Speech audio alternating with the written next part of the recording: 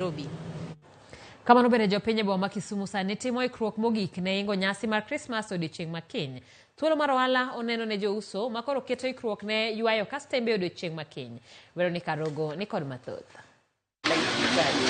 Wuoth e aluora boma ma Kisumu nyisi ni gikone to Christmas ochopo ka johala okelo mwandu ma opogore ne jopiny mar dhialo odiochieng' mar Christmas. Kuonde tugo mag nyithindo iiko ka moko kuomgi to ochako bile gi kawuono.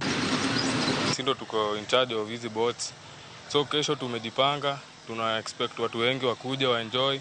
So per boat ni 100 shillings mtu mmoja. Mtu mmoja analipa 100. Capacity yenye boat inafaa ibebe ni 4. Ni kama kesho, mimi naamini kesho hapa itajaa. Nitafanya kazi vizuri nipate zangu. Nikech kiny en odiochieng' maduong' kendo thuolo mar ohala nitie ni ji duto.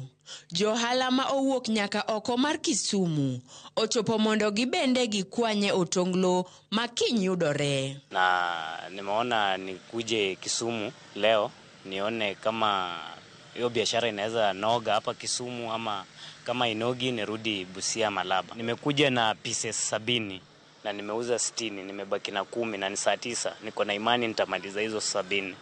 Na kule ambako nimetoka huwa nauza 15 ama 10. Kumaanisha hapa kuna kazi. Kesho niko hapa.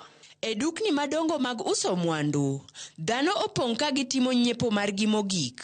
Ne odiochieng' makiny, dhano giduto e apaya koro okelo dhugruok mar ji gi mtokni. Kawuono nitiere change, kawuono at least ke population kata kibe neno ka ji kalo ka.